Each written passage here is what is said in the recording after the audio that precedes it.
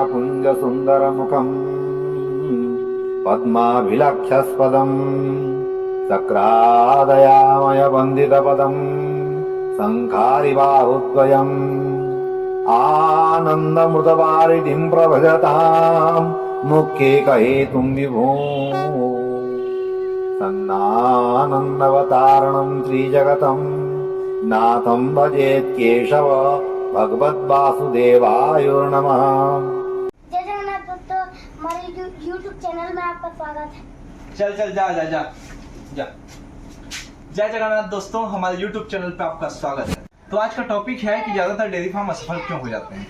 तो इसके बारे में मैं आपको बताने वाला हूँ कि क्यों असफल हो जाते हैं, क्या क्या करना चाहिए, क्या क्या सीख लेना चाहिए, और जो मैं अपने पापा दादा से सीख लिया हूँ वही चीज़ मैं आपको बताने वाला हूँ। जो आज का टॉपिक है ये ध्यान रखने वाली चीज़ है कि अगर जो डेयरी फार्म स्टार्ट कर रहा है उसको हर एक चीज़ आना चाहिए, गाय धोने से लेकर गाय दूध धोने तक, उसका रख रखाव, उसके खान पान, हर एक चीज़ मालिक को पता होना चाहिए, तभी वो डेयरी फार्म में सक्सेस हो पाएगा।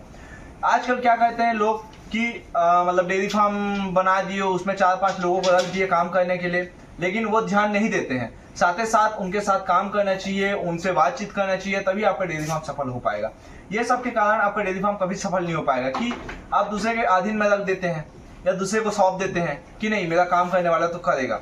ये सब चीज़ गलत है। आप अपने ध्यान दीजिए, आप दूध धोना सीखिए, आप कामकाज में ध्यान दीजिए, तभी आप डेयरी फार्म में सफल हो पाएंगे। वही बताता हूँ, सबसे पहला आता है घास।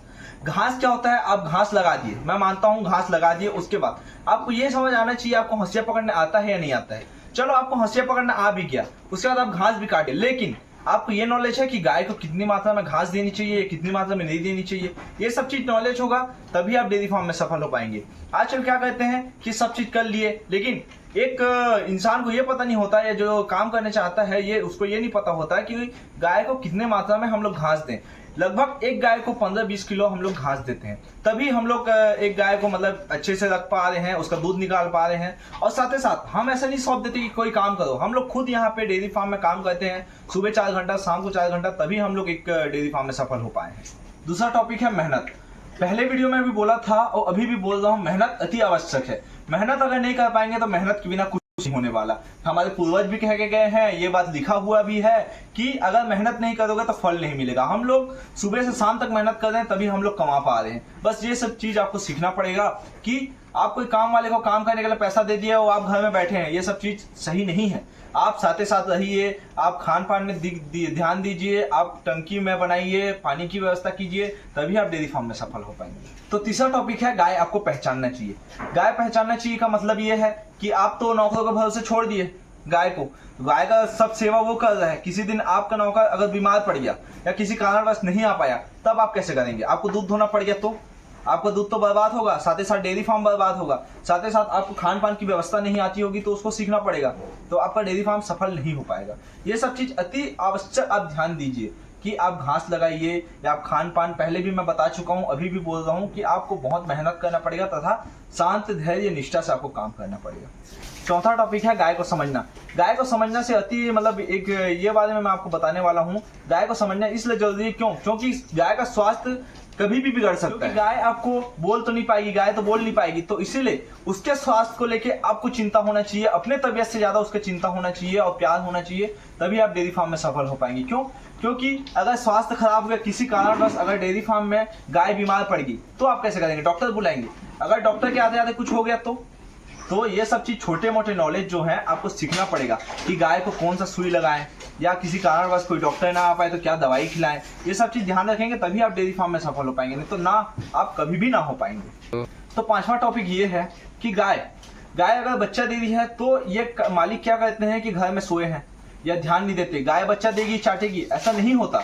आप गाय के पास डेयरी फार्म खोलें तो आपको रात भर जगना पड़ेगा कि मेरी बच्चा दी यानी आपको चिंता होना चाहिए, तभी आप एक डेयरी फार्म में सफल हो पाएंगे। क्योंकि अगर रात को बच्चा किसी कारणवश आपका गाय का बच्चा फंस गया तो आपको उसका पैर और सिर को खींचना पड़ेगा तभी बाहर आ पाएगा।